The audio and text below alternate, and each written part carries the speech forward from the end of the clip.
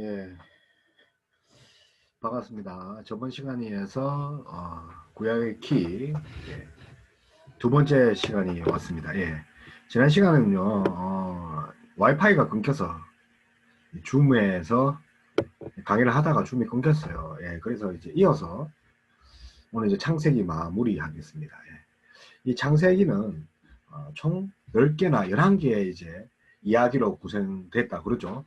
이야기가 톨레도트로 해요. 톨레도트. 톨레도트가 뭐라고 했습니까? 얄라드, 나타, 그죠? 예. 아이를 낳다. 다시 말하면 후손들, 계보들의 이야기. 그러니까 10개 정도의 계보가 있다는 게 톨레도를 했죠. 그래서 뭐뭐가 이러하니라. 뭐뭐가 이러하니라. 후손들의 이야기가 시작됐다는 거죠. 예. 예를 들어서 뭐 했습니까? 이삭의 후예가 이러하니라. 그러면 이삭의 족보가 나온다는 거죠. 야곱의 이야기가 이러하니라. 그럼 야곱의 이야기가 나온다는 거죠. 그래서 노아의 이야기가 창세기 6장부터입니다. 예. 그리고 이삭은요, 25장에서 35장 이야기가 나옵니다. 그죠? 예. 자, 그래서 이 자세히 보면, 우리 이게 총 이제 구약의 50장을 보면, 이렇게 11개로 나눠지는데, 처음에 이제 천지창조 이야기죠. 그죠? 두 번째는요, 하늘과 땅. 그죠? 하늘과 땅에 대해서 4장 26절까지입니다. 필기를 좀 하면서. 그 다음, 이제 아담의 이제 계보가 나온 거죠. 그죠? 그래서 쭉 나옵니다. 그죠? 가인과 아벨, 그 다음에 셋, 그죠? 셋의 족보들이 쭉 나옵니다. 그리고 나서 하나님이 이제 땅을 엎으시죠. 재창조합니다. 노예 홍수로 재창조하시죠. 노라의 함과 셋과 야벳 이야기가 나옵니다. 그리고 셈과 함과 야벳의 이야기가 쭉 흘러나오고 그 중에서 셈의 이야기가 쭉 흘러나와요. 자, 그 이야기가 끝나면 이제 인간의 이제 하나님이 인간을 통해서 이제 또 나라를 또 세우죠. 그 사람이 누굽니까? 아브라함을 통해서 하나님 나라를. 그래서 베라의 족보가 이어지면서 아브라함 이야기가 나온다는 거죠. 그리고 이스마엘의 이야기가 나오고 이어서 이스마엘은 좀 짧게 나옵니다. 25장 12절에서 18절밖에 안 되죠. 잠깐 언급하고 그 다음에 거기에 대비되는 이삭의 이야기가 쭉 나옵니다. 무려 10장에 걸쳐서 이삭이 나온다는 거죠. 그리고 이제 에서의 이야기도 이제 잠깐 등장합니다. 그러니까 이스마엘과 에서는 그렇게 뭐 톨레도트에서 큰 비중을 하지 않습니다. 사실 우리가 이삭의 하나님이라지 뭐 에서의 하나님, 이스마엘의 하나님 잘 안 하잖아요.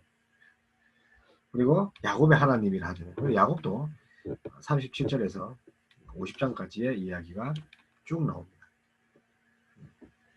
그래서 이제 요셉의 이야기가 이제 안 나와서 안타까운데 야곱의 톨레도트에 요셉의 이야기가 다 포함되어 있습니다.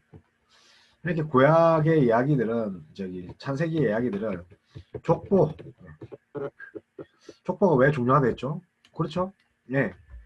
족보 누가 낳았다는 것은 하나님이 열심히 일을 하셨다. 어떤 일을?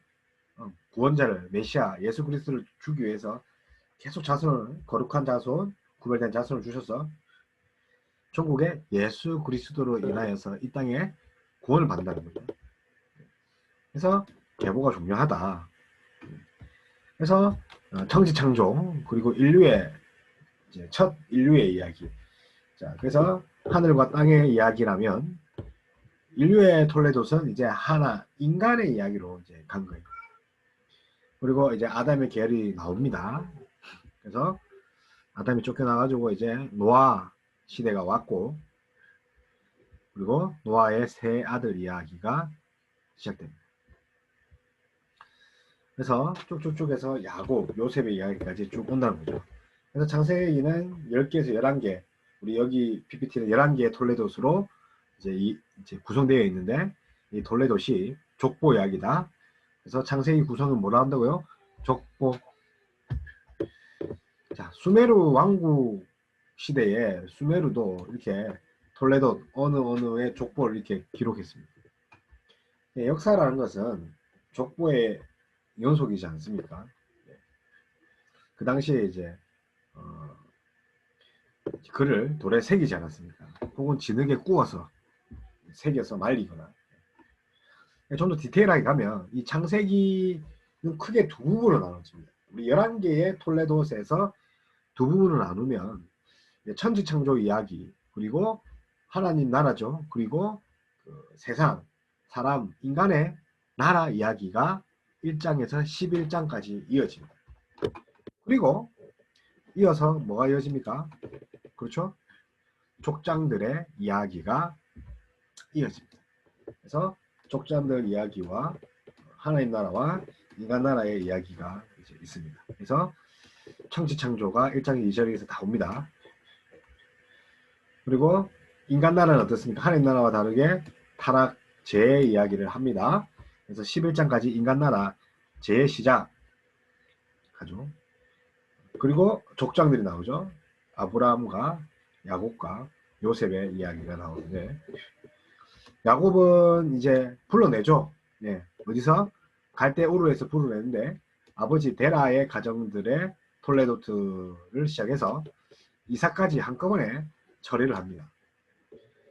자, 그래서 25장 18절까지는 이삭까지 이야기예요. 그래서 여기 그 어딥니까? 아브라함이 여호와를 하나님을 믿음으로 를 이뤘다는 거죠. 믿으면 어렵다 한다는 거죠. 행위로서가 아니라 그냥 그저 믿음으로서 의가 된 거죠. 그래서 사실은 이게 할례 문제 이제 나중에 이제 사도행전 15장에 가면 예루살렘 공회에서 이방인들의 할례 문제, 이방인들을 유대인처럼 할례를 시키자. 그래야지 우리 성도가 될 수 있다. 그런데 뭐라고 합니까? 이 1차 선교 직후 이후에 이런 이제 거짓 교사들 이 교회에 할례를 받아라, 유대인처럼 살아라, 그게 성도다 라고 해서 거짓 교사를 많이 들어오니까 바울이 화가 나서 글을 쓰죠. 그게 갈라디아서죠. 갈라디아서. 그래서 아브라함 이야기를 하면서 아브라함도 할례 받기 전에 그 전에 믿음으로서 어렵다함을 칭함을 받았다는 거죠. 그렇기 때문에 할례는 나중 문제다. 이방인도 이미 벌써 믿음으로 믿음의 할례를 했다는 거죠. 그 이야기가 모태가 되는 게 25장까지 옵니다. 아주 이제 사실 모세오경이 아주 중요한 부분을 차지합니다. 그리고 아브람, 데라 가족, 이사 가족을 이어서 야곱. 이 야곱의 이야기도 당연히 그 이삭의 자녀 야곱의 이야기가 나오죠. 에서와 야곱. 근데 에서 이야기는 짧습니다. 그죠? 그리고 이어서 야곱의 자녀들 이야기 중에 요셉의 이야기가 나온다는 거. 크게 두 부분으로 나눈다는 거. 전반부는 11장까지, 후반부는 12장부터 시작한다는 거죠. 그래서 이렇게 보시면 하나님 나라로서의 그 세상의 창조와 타락, 그게 11장까지를 했죠. 그래서 우리가 살펴본 같이 1장 1절부터 2장 3절은 하나님 나라의 창조, 하나님 말씀으로 창조하셨지 않습니까? 그리고 2장 나머지 같은 경우는 천지창조 이후에 에덴 동산에서 시작된 최초의 인간들, 그러니까 아담의 이야기들을 이제 인간 가족이라 합니다. 인간 가족의 이야기를 이렇게 이야기하지 않습니까? 그러고 나서 하나님 나라를 핵심에 대해서 이야기를 하죠. 하나님 나라 핵심. 하나님 나라 건설의 핵심 뭡니까? 그죠? 순종과 하나님을 우리를 인간을 사랑하는 사랑. 그죠? 인간적인 측면에서 뭡니까? 순종이겠죠. 인간적인 순종. 인간이 하나님 말씀에 순종을 해서 그리고 하나님의 지대하신 그 사랑으로 이렇게 하나님 나라가 건설됩니다. 그래서 2장 나머지 같은 경우는 인간의 자발적인 순종과 하나님의 자발적인 사랑이죠. 그래서 선악을 알게 하는 나무는 뭡니까? 인간이 있습니까? 세상을 다스리는 일을 말합니다. 인간이 다스리죠. 그리고 즉 하나님이 창조한 세계를 좋고 나쁜 일을 스스로 판단하지 않고 하나님께 물어본다는 것을 상징하는 게 뭐랍니까? 선악을 알게 나무입니다. 그러니까 하나님과 상의해서 하나님과 교제하기 원했고, 하나님은 우리 인간을 통제하는 게 아니라 하나님에 묻고 하나님과 지속적으로 교제하기 원했다는 거죠. 그게 바로 선악과라는 거죠. 그래서 교만으로 말미암아서 선악과를 먹지 않습니까?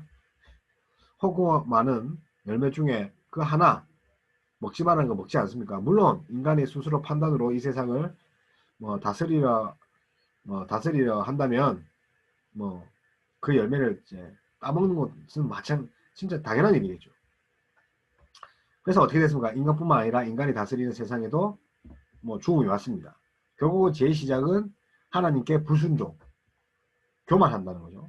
마찬가지입니다. 지금도 하나님 말씀을 거스리는 것, 불순종은 교만인 것입니다.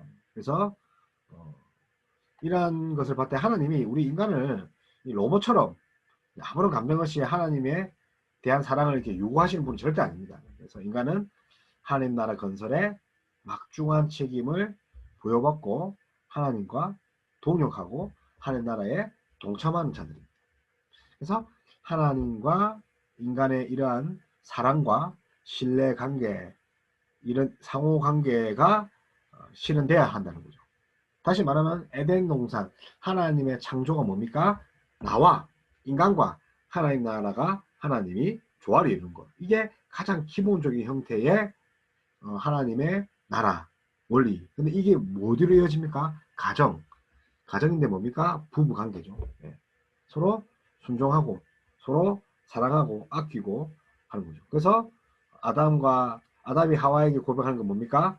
이러한 사랑과 내 살 중에 살이요 뼈 중에 뼈라지 않습니까? 그래서 사랑과 신뢰의 관계가 어디에서 있어야 된다고요? 우리 가정, 특별히 맞습니다. 부부 관계에 있어서. 그래서 순종하는 이런 아름다움이 지속돼야지 하나님 관계가 있다는 거죠. 부부 간에도 서로 순종하고 사랑해야지 하나님의 형상대로 충만하게 산다는 거죠. 더 나아가서는 우리 교회 또 이렇게 사랑하고 순종해야지 하나님의 형상이 우리 교회에 충만하다는 거죠. 그래서 이걸 자표로 이제 보게 되면 그렇습니다. 이게 죄송합니다. 얼굴이 나와서 깜짝 놀랐죠. 저도 이제 이야기를 하면서 하다 보니까 이렇게 죄송합니다. 시사하신 분들은 깜짝 놀랐겠죠. 예, 죄송합니다. 본의 아니게 고맙습니다. 잠을 깼다고요? 감사합니다. 잠을 깨야죠. 그래서 하나님 나라는 하나님이 통치자죠. 그죠? 그래서 우리 인간은 하나님께서 인간에게 또 공동체를 주셨고 하나님 나라를 대리 통치자로 우리를 세우셨습니다. 왜? 우리는 하나님의 형상대로 이 형상 모양입니다. 그러니까 얼굴 모양이 닮았다는 게 아니고 하나님의 성품을 닮았다는 겁니다. 하나님의 성품. 그리고 우리 최초 인류에게 하나님이 다스리라. 그죠? 창조하시고 우리 인간에게 다스리라 했거든요. 그걸 이제 대리 통치자 역할을 줍니다. 그래서 우리가 뭡니까? 세계를 다스린다는 거죠. 그래서 하나님 나라는 대리 통치자는 그죠? 하나님의 사랑으로 이렇게 그리고 성진과 또 하나님의 공급으로 이렇게 우리를 이렇게 대리 통치자로 삼아 주셨어요. 그리고 무엇보다도 말씀으로 인도해 주셨죠. 예. 에덴 동산에는 하나님 직접적으로 이야기해 주셨지만 우리는 지금 뭡니까? 하나님의 성경으로 이렇게 우리를 인도해 주시죠.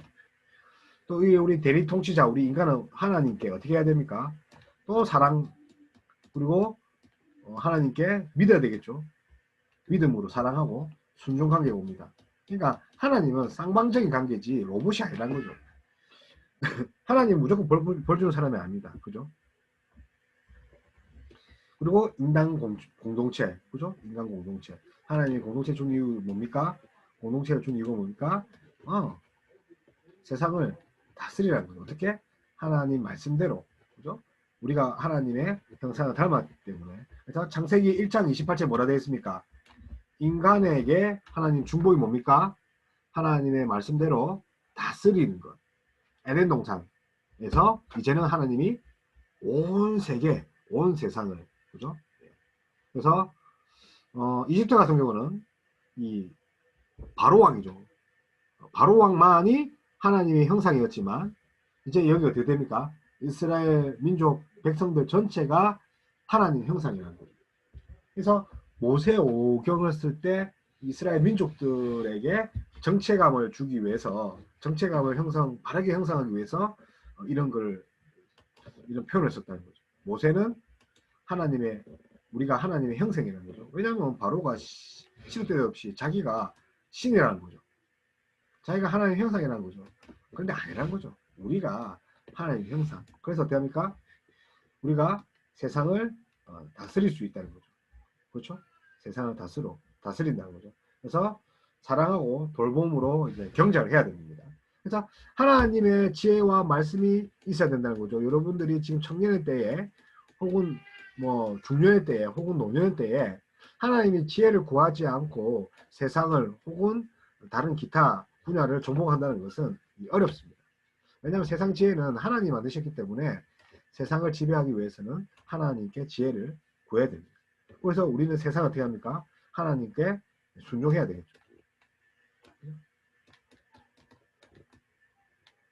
그래서 하나님 나라는 따라서 뭐가 됩니까? 하나님께 가서 물어봐야 됩니다. 왜? 이 선악과 알죠? 하나님께 물어봐야 되는데 하나님께 묻지 않은 죄죠. 그래서 선악과는 뭐라 했습니까? 하나님과 교제하고 싶어. 하나님의 말씀을 대로 인도하고 싶어요.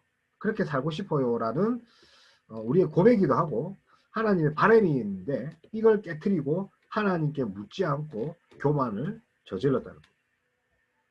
그래서 하나님은 지금도 우리를 대리 통치자로 우리를 청지기로 이 세상에 보내셨습니다. 여러분들이 청지기적인 삶을 살고 있습니까? 세상에 두려운 장벽들을 두려워할 필요 없습니다. 시험의 장벽들, 공부의 장벽들, 가난의 장벽들, 재정의 장벽들, 사람의 장벽들, 여러 가지 장벽들을 하나님이 우리가 다스리기를 원하십니다. 절대로 우리가 다스림을 받도록 되어 있지 않습니다. 그래서 우리는 어떻게 됩니까? 종국적으로 가정에서 그죠? 이 모든 것들을 이루어야 됩니다. 내가 아들이지만, 내가 아버지지만, 내가 어머니지만, 내가 딸이지만 가정에서 이런 것들을 하나님께 물어보고 하나님 나라, 가정인 것을 다스려야 됩니다. 그래서 부부가 또 가정이 창조의 절정인데 이것이 현재 우리가 섬기고 있는 공동체나 교회로 넘어오면서 하나님의 창조세 그대로 이어왔습니다. 따라서 어떻게 합니까?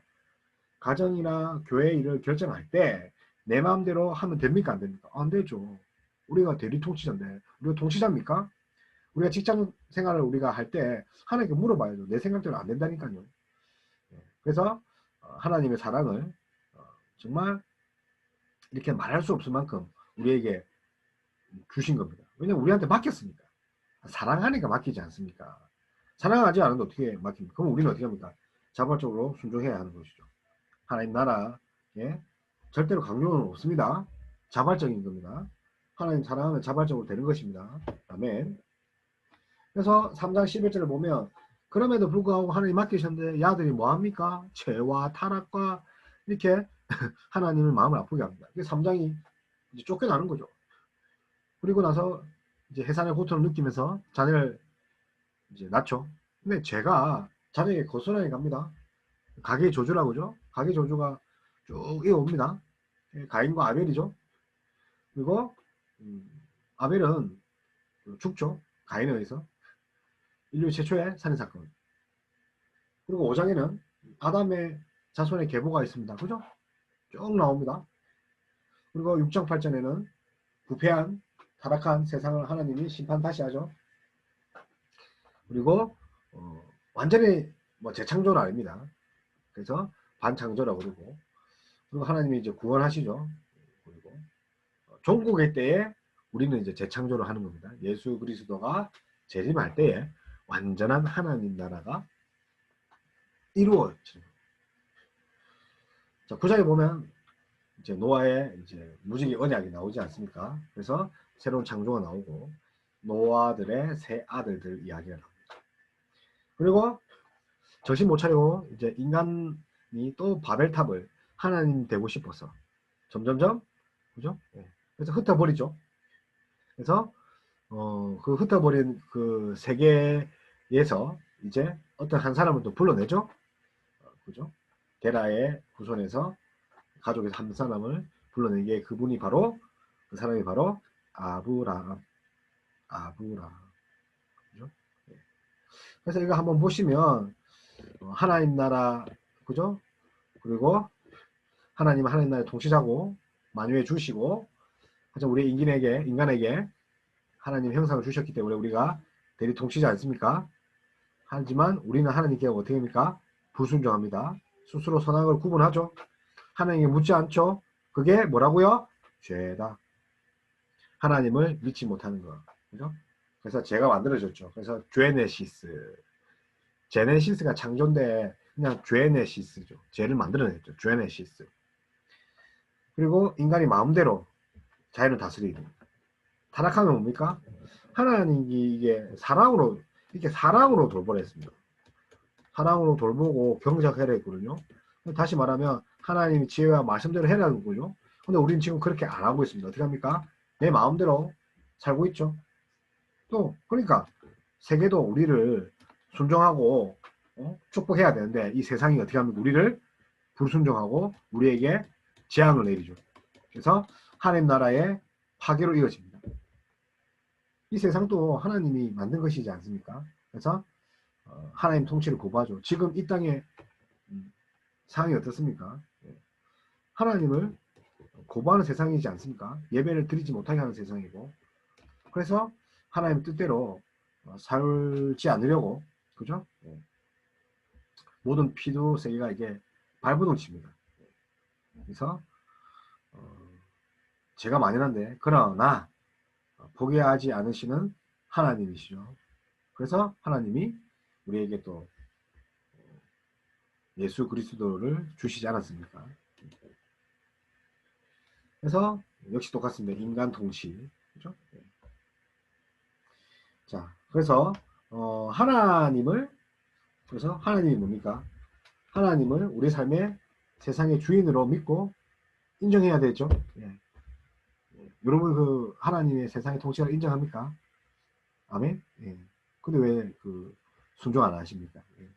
아직까지 여러분들이 하나님을 주인으로 모시지 않았습니다. 그래서 이 장이 말하는 창조 질서, 하나님의 근본에 대한 이런 근본적 관계가 파괴된 것과 다르지 않습니다. 창세기 1장 2장 1을 보면 자신을 봐야 되지 않습니까? 그래서 하나님 두려워하는 겁니다. 그죠? 하나님과의 관계가 깨어졌기 때문에 하나님 두려운 거예요. 하나님 관계가 깨어졌기 때문에 기도하지 않는 것입니다. 그래서 인간들이 옷을 입게 되죠. 두려워서. 우리도 뭡니까? 가식의 옷을 입는 거죠. 스펙의 옷을 입고, 직장의 옷을 입고, 돈의 옷을 입는 거죠. 그래도 하나님 뭐라 합니까? 정령 죽으리라 하지 않습니까? 내가 만든 옷은 정령 죽어요. 물론 하나님 나중에 가죽 옷을 지어주지 않습니까? 그것이 예수님의 예표라고 하지 않습니까? 그래서 하나님 원래 의도하신 풍성한 생명이 아닌 고통과 갈등, 그리고 육체적인 죽음이 따르는 거죠. 그게 죄의 결과죠. 그래서 하나님은 타락한 인간 세상을 구원하기 위해서 그 구원 계획을 아직도 세우고 계시고 진행하고 계십니다. 그래서 여자의 후손, 창세기 3장 15장 원시복음이라죠. 원복음. 그래서 여자의 후손, 그죠? 여자의 후손에게서 어떻게 합니까? 하나님 나라를 재건하실 그분이 오는데 그분이 누굽니까? 예수 그리스도를. 그래서 창세기만 봐도 예수 그리스도가 이렇게 바라고 갈망하고 대망할 수 있다는 거죠.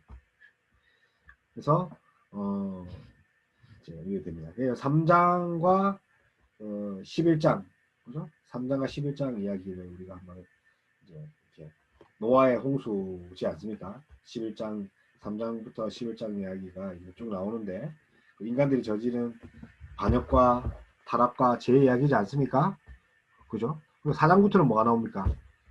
4장부터 이제 6장까지 4, 5, 6장에서는 타락한 세상의 참모습이죠.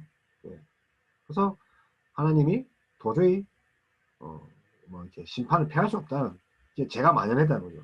그래서 우리가 6장과 8장은 뭐라 했습니까? 재홍수. 홍수를 통해서 하나님이 정화. 홍수가 뭡니까? 우리가 화장실에 똥을 누고 나면 물을 내리죠. 그럼 변기가 그죠? 이렇게 정화한다. 깨끗이 쓸어버렸다는 거예요. 그래서 하나님의 궁극적인 심판 뭡니까? 반창조입니다. 그죠? 이 반창조가 이 반만 창조한 게 아니라 창조에 반했다는 거죠. 반대 창조. 그러니까 물론 이제 그런 의미도 있어요. 완전한 하나님의 나라 창조는 예수 그리스도의 재림인데, 그래서 뭐 완전한 창조가 아니라는 수도 있지만, 그래서 반창조, 창조가 완전하지 않다는 것도 있지만, 또 한편으로는 창조에 반한다는 거죠. 창조 원리에. 그래서 물로 이렇게 우리가 이렇게 깨끗이 씻는다는 거죠. 그래서 재창조. 그래서 하지만 노아 방주는 하나님을 경외하는 사람에 대해서 어떻게 합니까? 구원과 의인의 노아를 통해서 이 세상을 하나님이 구원할 방도를 주십니다. 피하기를 주시죠. 그리고 쓸어버리고 노아의 언약을 통해서 이 세상을 재창조. 그래서 반창조는 창조에 반해서 쓸어버리는데 노아를 통해서 재창조를 한다는 거죠. 그래서 그렇게 이제 노아의 홍수 그래서 끝나고, 이게 10장 같은 경우는 뭡니까? 제2의 아담인 노아에게 하나님께서 약속하신 인류를 이렇게 번성하게 해주죠. 제2의 아담 노아라는 거죠. 그래서 11장이면 걔네들이 원죄의 속성들을 그대로 타고 갑니다. 그래서 뭡니까? 홍수 이후에 타락한 세상. 11장 뭡니까? 1이니까 빌딩같이 생겼잖아요. 1. 그래서 바벨탑 사건이 나옵니다. 그래서 여기서 사실은 여기서 이제 좀 이제 대도적인 걸 보면 이 아브람과 바벨탑 이후의 사건 이후에 아브람 등장하거든요. 그러니까 이게 좀 대비됩니다. 하나님이 바벨의 모습을 보여주고 아브라함의 모습을 보여주는 거죠. 그래서 이 바벨을 보니까 이제 뭉친다는 거죠. 예. 근데 아브라함은 자기 친척과 고향과 아비 집을 떠난 거예요. 뭉치는 자와 떠나는 자. 바벨 같은 경우는 또 우리가 신할 평지 그죠? 거주자들이죠. 우리가 라는 말이 많이 나옵니다. 우리가 신할 평지에서 우리가 우리의 이익을 위해서 인간적 중심으로 나 중심적으로 바벨이죠. 하지만 그 아브라함은 우리가 내가 너로 하나님이 내가 너로 하나님 인정해 주는 거예요. 암만 우리가 내가 해봤자 안 된다는 거죠. 하나님이 인정하지 않으면 그거 헛방이라는 거죠. 그래서 하나님의 아들들, 그죠? 그 아들들이 통치자의 아들들이죠. 그죠? 힘이 있는 자들이죠. 권력자 구조고, 근데 그 구조자들이 하나님의 아들들인 것들이 타락된 모습을 또 11장에 이야기하죠. 그래서 인간들이 중심되는 왕국들. 그게 바로 바벨. 결론적으로 말하면 이제 창세기 3장부터 이 11장은 죄로 인해서 하나님의 창조 목적이 어그러졌어요. 그래서 하나님의 질서가 파괴됐죠. 그래서 세상이 무너졌다. 혼돈이다. 지금과 같은 세상이죠. 인간을 완전히 심판하지 않으시고 인내와 사랑으로 재창조 사역을 계속 해가십니다. 지금도 참으시고 있죠. 방관하고 내버려 둔 게 아닙니다. 하나님 전국에 심판하신다는 거죠. 그렇죠? 그리고 이제 드디어 이제 아브람이 등장합니다. 아브람을 12장에서 불러냅니다. 12장에서 불러내죠. 그래서 이게 뭐라고 했죠? 바벨탑과 대조된다는 거죠. 그죠? 12장에서 불러냅니다. 그래서 12장부터는 11장에서 그 절정에 이른 인간왕국의 그 폐역함과 하나님 나라의 모습이 이제 대조됩니다. 그래서 하나님 나라의 주도권에 의해서 시작된 것이 인간으로 넘어오면서 하나님 나라의 완벽함, 거룩함이 이제 깨어지고 이제 다시 심판에 이르고 또 하나님은 아브라함을 또 부르십니다. 왜요? 은혜를 베푸시고 언약을 맺으려고요. 인간은 새롭게 해도 계속 타락하고 하나님이 다시 또 사람을 불러서 계속 타락하고 언약을 해도 계속 타락하고 인간의 역사는 타락의 연속이지 않습니까? 그래서 이제 25장까지는 데라의 족보가 나오죠. 데라. 그래서 아브람과 롯의 이야기, 또 나홀의 후손이 나와요. 하지만 이제 11장 25절에 보면 이제 우리 이스라엘 민족의 신앙과 불신앙이 계속 나오죠. 우리 인생과 똑같지 않습니까? 오늘은 아니 지금은 신앙적으로 이제 하나님 순종했는데 잠깐 있으면 한시를 갔다 온 기분이 다른다는 불신앙한다는 거죠. 그래서 하나님의 믿음과 하나님 나라의 그 원동력이 뭡니까? 하나님 나라 아직 했잖아요. 신뢰, 믿음, 사랑, 순종이죠. 그래서 하나님 나라가 그 이제 계획을 넘어서 그 지역, 그 땅에까지 영향을 미친다는 거죠. 반대로 믿음을 있는 거, 순종하지 않은 거, 의심하는 거, 신뢰하지 않는 거는 주변 사람까지 고통을 받는다는 거예요. 그래서 하나님께서 아브라함에게 약속하신 그 어떻게 이 성취되는가를 이 11장부터 25장까지 이렇게 우리가 12장 이후로죠. 이제 어떻게 하나님이 약속한 것들을 성취하느냐. 예. 동시에 하나님 나라의 성격을 명확하게 보여주죠. 하나님의 백성들의 모습이 어떻게 해야 될지 대표적으로 보여주고 있습니다. 그리고 아브라함과 이삭과 야곱과 그 12아들 통해서 하나님 나라의 약속들이 어떻게 성취되어 가는가. 그래서 아브라함과 야곱과 그리고 요셉 중심의 이야기가 이제 펼쳐집니다. 그래서 이제 출애굽 이야기인데요. 오늘 아브라함까지 한 거니까. 그래서 이 데라의 가족이 25장까지 나오지 않습니까? 그래서 정의와 그죠? 사랑과 공의를 하나님이 촉구하는 하나님 나라죠. 그래서 우리는 그것들이 이제 율법이나 나그네 대접, 그죠? 이런 것들로 이제 이렇게 대변되고 있습니다. 그래서 사실상 아브라함의 이야기는 11장 27절부터 11장 27절부터 32절부터는 이게 시작된 겁니다. 그래서 11장 27절 나왔죠. 그래서 데라의 족보로 아브라함 이야기가 시작되고, 그리고 인간 왕국에서 하나님을 이렇게 하나님이 인간 왕국에서 아브라함을 불러내서 하나님 나라를 새롭게 또 새롭게 또 새롭게 하신다는 거죠. 아브라함 이야기에서 아브라함의 생애 중에 하나님의 언약과 관련된 중요한 에피소드를 또 보여주시면서 역시 신앙과 불신앙에 대해서 끝없이 이야기하고 있습니다. 그래서 하나님 나라에서 가장 중요한 게 뭐라고요? 그렇죠? 백성들이 하나님을 신뢰하고 또 하나님에 대한 자발적인 순종, 사랑으로 나타납니다. 하나님의 사랑, 자발적 사랑, 우리의 자발적 순종, 그죠? 그래서 아브라함의 모든 삶은 뭡니까? 믿음이라는, 그래서 믿음으로 어렵다함을 받은 거죠. 믿음이라는 관점에서 모든 걸 볼 수 있죠. 그래서 우리가 이게 우리가 중요하게 느껴야 하는 것은 믿음과 순종입니다. 그래야지 하나님은 그것을 언약을 지키시고 갚으신다는 거죠. 그래서 우리는 하나님 신뢰하는 거죠. 하지만 이제 아브라함도 믿음의 삶을 살지 못했을 때 어떻게 합니까? 다시 하나님이 죽일 수 없으니까 죽임 대신에 할례 언약, 남자의 중요한 부분을 표피를 떼서 할례 언약으로 경고하십니다. 그게 17장이에요. 그래서 하나님에 대한 믿음은 반드시 의의 열매를 맺는다는 거죠. 그렇죠? 그래서 이제 이렇게 아브라함의 이렇게 이동 경로를 봅니다. 네, 그래서 우르에서 나죠. 우르, 그죠? 우르, 수메르 지역이죠. 이 부분이 이제 에덴 동산 있는 이제 노 땅이고, 그래서 데라가 가나안 땅으로 이주하기 위해서, 그죠?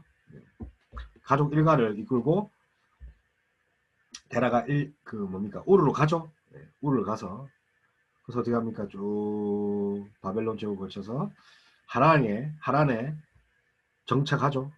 하란에. 그래서 유브라데 강 근처에 있기 때문에 비옥한 땅이죠. 그래서 데라가 하란에서 정착하고 아브라함은 하나님의 지시로 또 가나안 땅으로 넘어오게 됩니다. 가나안 땅으로 쭉 이렇게 하란에서 아버지 집을 떠나서 쭉 이렇게 가나안 땅으로 이렇게 넘어옵니다.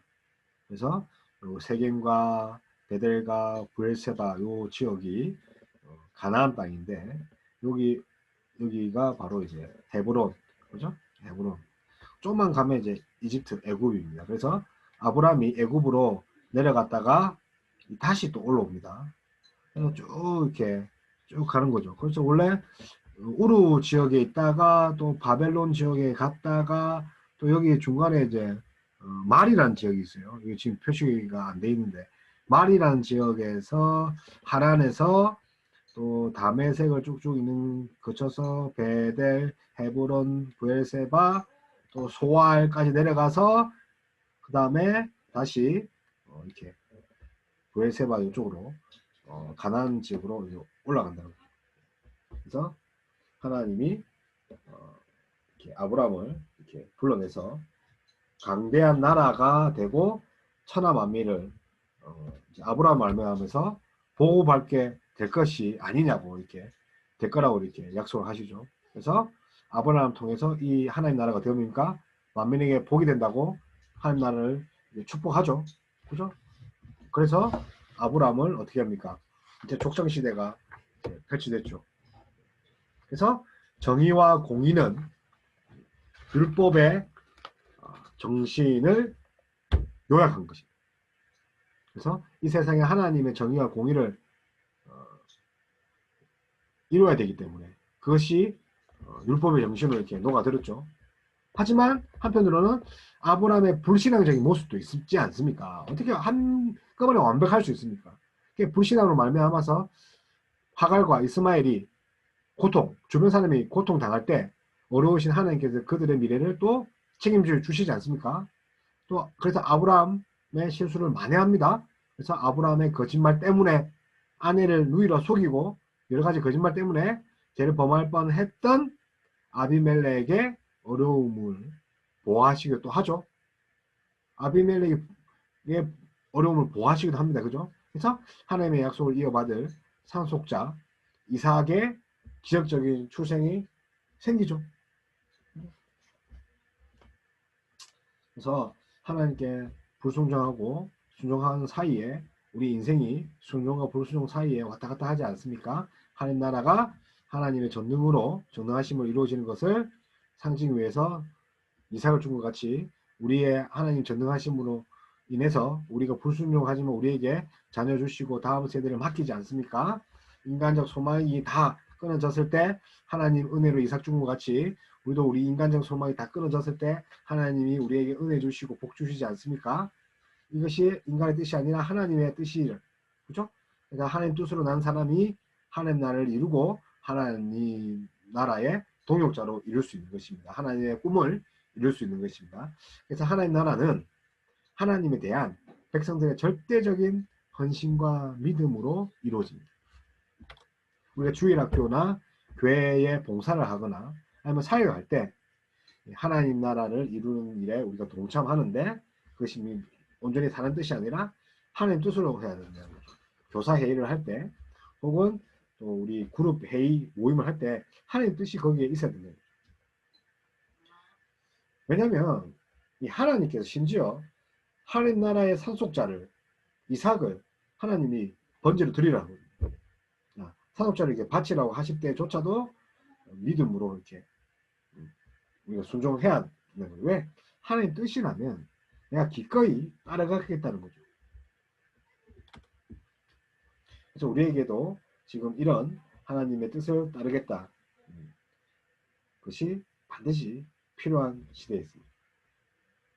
그래서 아브라함을 통한 하나님 나라 건설을 확실하기 위해서 15장 그리고 17장에서 뭐합니까?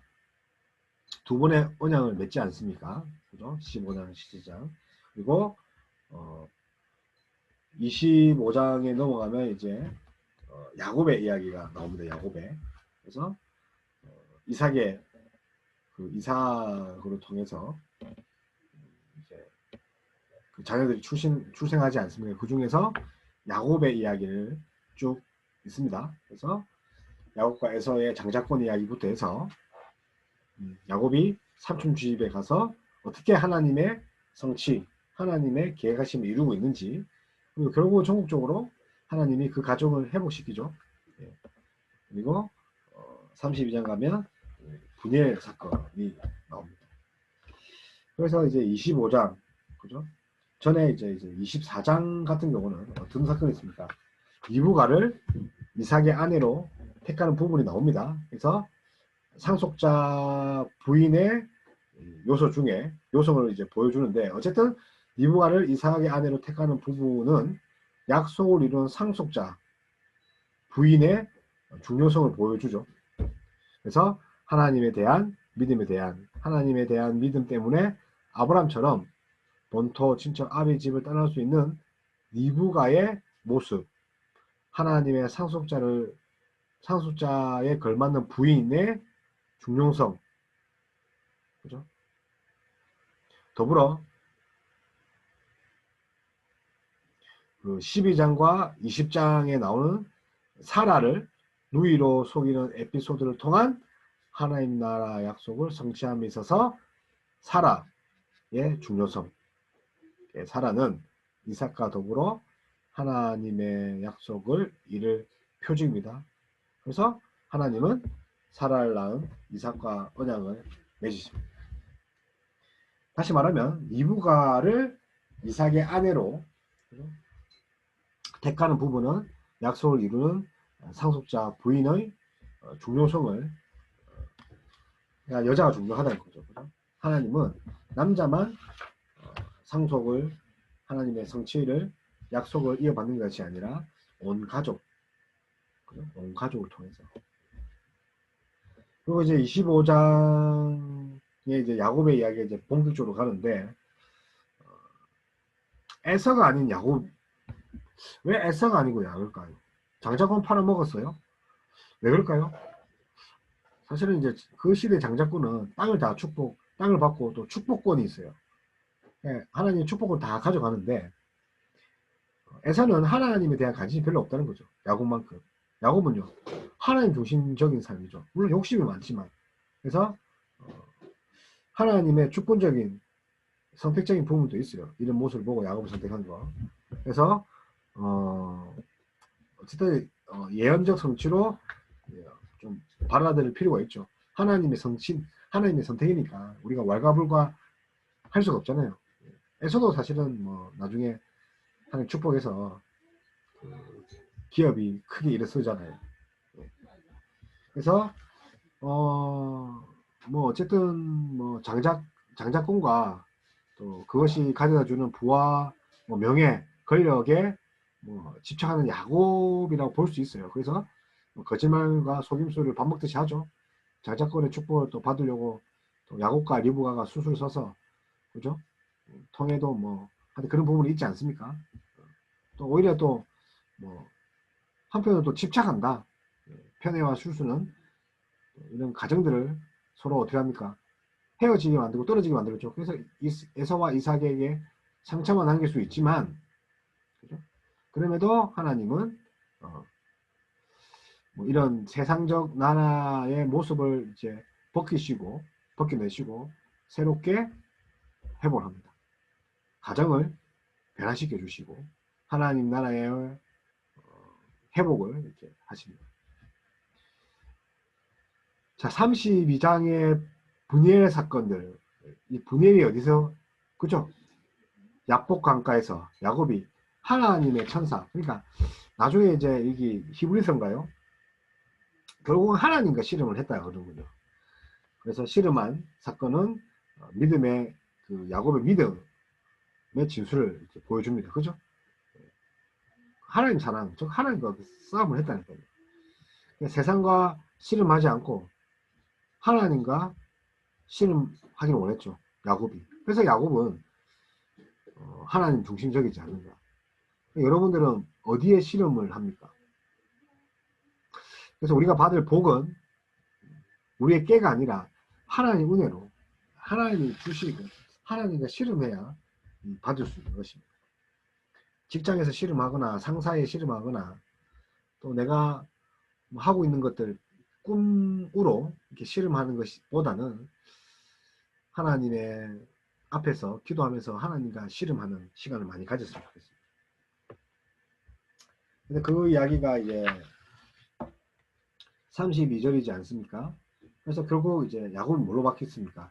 이스라엘, 이스라엘. 뭡니까? 이제 필기를 요즘에 안 했는데. 그래서 야곱이 뭐가 됩니까? 야곱 강가에 씨름해서 야곱에서 이름이 바뀌어요. 이름이 바뀌다는 건 인생이 바뀌었다는 거죠. 그죠? 이름, 우리도 인생 바꾸면, 이름 바꾸면 인생이 달라질까봐 이름 바꾸잖아요. 자, 이거 엘로임, 엘입니다. 하나님. 이스라엘 하면 씨름하다는 거죠. 그러니까 하나님과 씨름한 자. 그게 이스라엘의 뜻입니다. 이스라엘 민족도 뭡니까? 하나님과 씨름, 세상과 씨름하는 게 아니죠. 그래서 변화된 야곱은 어떻게 합니까? 에서에게 7번이나 절할 수 있는 그런 진심으로 회개하고 진심으로 사과하는, 그래서 형에게 7번 전하는 그런 인격체가 바뀌게 되고 자신이 그토록 고생하던 얻는 것들 하나님의 복을 에서에게 나눠줄 수 있습니다. 하나님과 씨름하면 인격이 바뀝니다. 축복의 통로로 바뀝니다. 그리고 야복강에서 하나님을 만나면 축복의 통로가 됩니다. 여러분의 야복강은 어디입니까? 여러분의 씨름 장소가 어디입니까? 하나님과 씨름한 자가 바로 복된 자입니다. 세상과 씨름하지 마시고 오히려 더 감사하고 세상과 씨름하지 마시기 바랍니다. 그렇죠? 네. 그래서 창세기만 잘 읽어도 정말 은혜가 충분하지 않습니까? 자, 그 다음에 이제 그 야곱이 이제 12아들을 낳지 않습니까? 그 라반의 집에서 삼촌 라반인데, 첫째 딸 레아와 그리고 둘째 딸 라헬을 더 사랑했지만 레아를 주고 라헬까지 줍니다. 그래서 레아가 나는 거 르시레유, 그죠? 우리 외웠잖아요. 르시레유, 루벤, 시므온, 레위, 유다, 르시레유, 그죠? 그리고 이제 또 레아에서 낳은 아들이 또 이사갈, 스불론, 그죠? 이스, 그죠? 이스. 그 다음에 이제 또 이제 라헬이 이렇게 나는 거죠. 라헬에 이제 라헬에서 이제 막내들이죠, 그죠? 요셉과 베냐민. 그리고 레아도 이제 그 뭡니까? 레아의 요종 그 실바한테서 또 이렇게 갓과 아셀을 낳고, 이 종의 아들이죠, 종의 아들.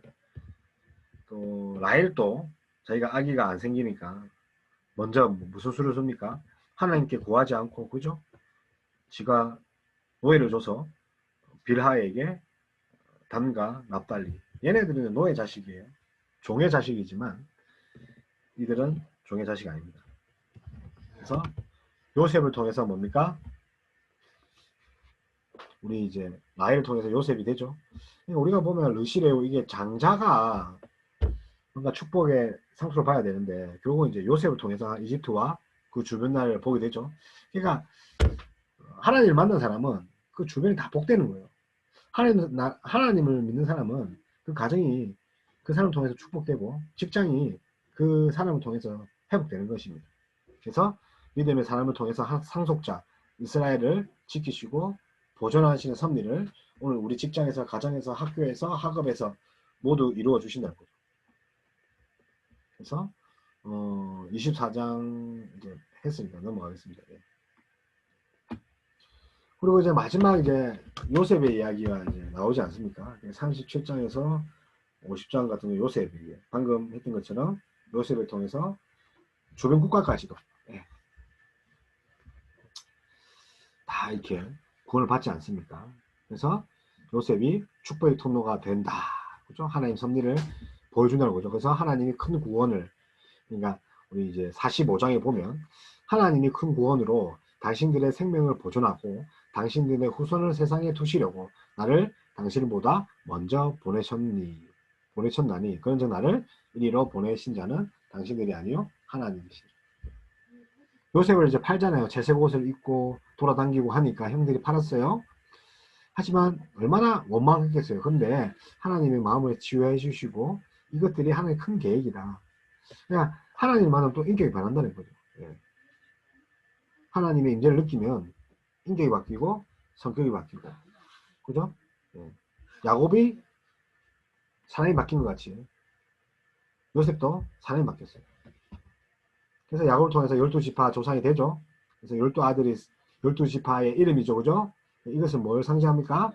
하나님의 사랑을 받은 하나님의 가족들이 어떤 관계를 형성해야 하는지, 하나님과 어떤 관계를 형성, 당연히 신뢰하고 하는 거죠. 그래서 그런 의미에서 요셉을 이렇게 이제 형제들이 파는 일에 결정적인 역할을 한 게 이제 유다죠. 그죠? 유다가 이제 형들 대표해서 이제 38장에 이제 갑자기 유다의 이야기를 삽입한 것이 있습니다. 그래서 38장은 약 그 20년간의 이야기에 대한 이제 압축으로 되어 있습니다. 38장. 예? 하나님께서 이제 어떻게 유다를 이렇게 또 변화시키고, 비록 이렇게 요셉을 파는 일에 결정적인 역할을 했지만, 동생 베냐민 대신에 자기가 간다고 하잖아요. 자기 아버지를 만나러. 이렇게 또 인생이 변화되는. 그래서 베냐민 대신에 자신을 잡아둘 것을 요청했고, 그게 이제 43장, 44장 이야기예요. 이것은 유다뿐만 아니라 요셉의 형제들, 즉 이스라엘의 조상들, 지파들의 믿음의 사람들로 변화되는 거죠. 인간이란 게 고난을 통해서 이렇게 바뀌는 것 같습니다. 요셉의 동생 베냐민을 위해서 대신 죽겠다는 거. 아마 고난이 혹은 죄책감이 없이는 아마 변화 안 되는 것 같아요. 그래서 제가 더하는 곳에 은혜가 더한다는 거죠. 그래서 요셉과 야곱은 자신들의 죽음을 통해서 또 그 너머에 있는 하나님의 약속을 또 이스라엘 민족에게 전하는 또 계기가 됩니다. 그래서 고난과 죽음은 뭔가 엄청난 에너지가 있는 것 같아요. 하나님 나라에 있어서 그들의 나라는 하나님 나라였으며, 그들의 나라는 이집트가 아닌 가나안에서, 가나안 땅에서 이루어졌습니다. 이렇게 10개와 11개 혹은 11개의 톨레도트로 이루어지는데, 특별히 이제 창세기 1장과 3절 하나님의 창조 세계, 이는 계시록 21장과 22장, 우리의 이제 새하늘과 새 땅이라는데, 계시록은 22장밖에 없어요. 근데 그 끝에 새하늘과 새 땅이 21장, 22장에 나오는데 하나님의 재창조 완성과 밀접한 관계가 있습니다. 그러니까 창세기와 끝에 있는 요한계시록은 또 수미상관법이라 할 수 있죠. 하나의 연결되어 있어요. 그래서 하나님 나라는 결국 하나님의 열심에 의해서 완성될 수밖에 없다. 그래서 하나님이 그 완성을 위해서 지금도 일하시고 계신다. 하나님은 약속을 지키시는 하나님입니다. 사람과의 약속도 지키시는데, 사람이 사람과의 약속도 지키는데, 하나님은 우리 인간의 약속도 지키시고, 우리도 하나님과의 약속을 꼭 지켜야 된다는 거죠. 그래서 아브라함이 자신의 씨를 통해서 세우시는 하나님 나라를 소망하면서 산 것 같이, 그리스도인들은 어떻게 합니까? 그리스도를 통하여서, 예수 그리스도를 통하여서 완성된 하나님의 나라를 소망하면서 이 모든 고통을 인내하고 고통 속에서 믿고 믿음으로 이기면서 승리해야 하는 것입니다. 창세기는 이런 책입니다. 창세기만 잘 읽어도 우리는 신앙을 지킬 수 있습니다. 오늘 여기까지 했습니다. 사실은 우리 성경은 스터디하는 것이 아니거든요. 삶으로 직접 살아내야 되는 거죠. 근데 스터디에만, 학문으로만 머물지 않았으면 좋겠습니다. 믿는 것과 아는 것이 일치되는 여러분이 됐으면 좋겠습니다. 부족하지만 오늘 제 창세기 마무리하도록 하겠습니다. 정말 감사하고 앞으로 더 많이 공부해서 더 좋은 내용들을 여러분과 함께 나누면 좋겠습니다. 이상 박기현 전도사였습니다. 감사합니다.